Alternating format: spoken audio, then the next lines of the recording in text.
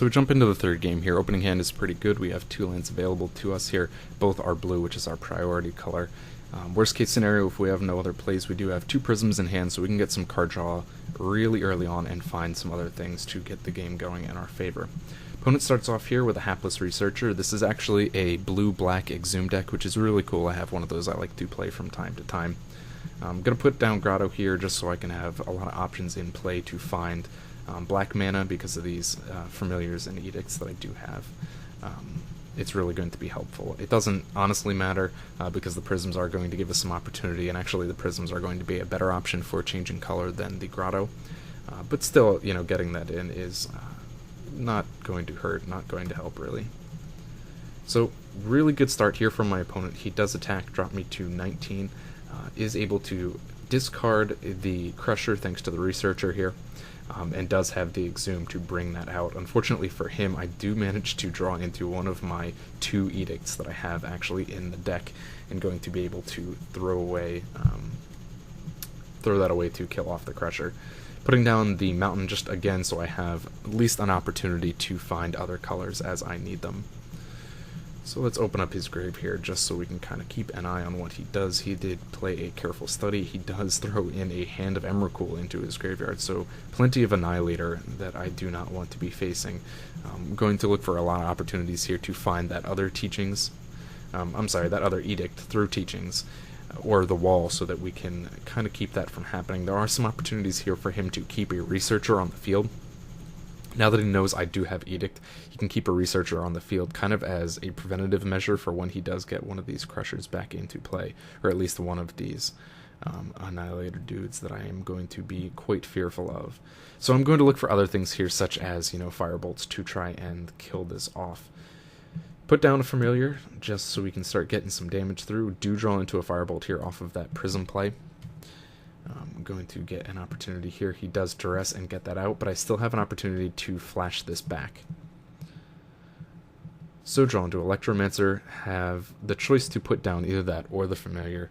Not really going to matter too much what I choose. I do decide to use the wall here to return that Edict, just so I have it in hand when I need it later on. He is going to obviously be aware of the fact that that is available to play. That does keep me off. I am 1 mana short of being able to play either the Electromancer or the Nightscape Familiar. Going to, however, put them into play right now.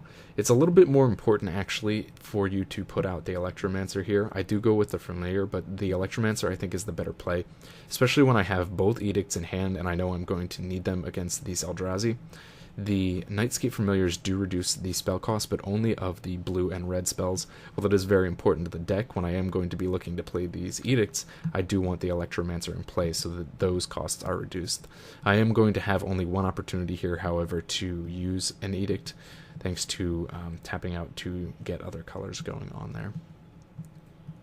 Again, he's going to have a lot of opportunity. I'm going to try and attack through and force him to kill off this Researcher, block with it. He does get to Last Gasp my Electromancer, which again is going to suck because it is going to make my Edicts cost the full amount. So these Familiars are going to do quite a bit of work here as he chooses to continue not to block. It's one of these things, if he decides to block in response, I kind of have to regenerate so the Familiar doesn't die, but it isn't going to really cost him anything because he can still use that ability on the Researcher to sacrifice and draw a card. End of turn, going to chance the Teachings on a Stagger Shock. Again, I have the choice to either use this on the Researcher, try and get it out of there, or him, but I decide that I want to get as much damage through as possible. He has only 3 cards in hand, and obviously no opportunity just yet to use an Exhume to get out the Crusher. So I'm going to try and burn through him as fast as I can. Firebolt is another option, again, to get rid of the Researcher if I find the need. Thankfully, he has nothing to give the Crushers haste just yet, so I don't have to worry too much about that. It will give me at least 1 turn to respond to a Crusher when it comes onto the field. Still no big plays here from him, just basically passing turns, oddly enough. I'm going to flash back the Firebolt, again, trying to get as much damage through as fast as possible. Attacking through. This time he does finally decide to block, I believe. Oh no, last gasp. It'll be, I guess, the next turn that he decided to block. Oh no, I was wrong once again. It was this one. So he's going to kill off one of my familiars. I am going to still regenerate the other, but again, in response, he's going to simply draw a card. Not going to be able to play either of these edicts, however. We do see that he is running the Dragon's Breath, which is going to give those haste. I will be forced to, if he gets it into play, sacrifice off one of these guys probably to get that Annihilator paid for. I do at least have the opportunity to cast the Mana Leak. Dress comes out. He chooses to go with an Edict.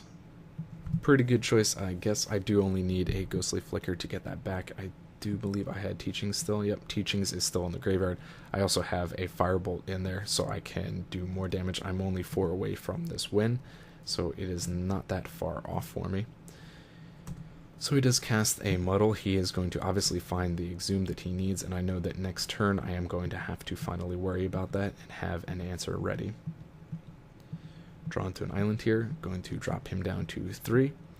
Again, going to use this Firebolt, trying to get things going as fast as possible, leaving myself mana available still for the Edict, which is great because it's going to have haste here. And before a key thing to remember, I almost forgot about this, before he attacks, once it hits attack phase, the Crusher is attacking and the Annihilator is going on the stack. So if you're going to Edict this, you have to do it before it attacks to get it off the board. Well, it wouldn't have been terrible because I do have options to sacrifice, say, the Prisms and not be that poorly set. I still want to be able to maximize things.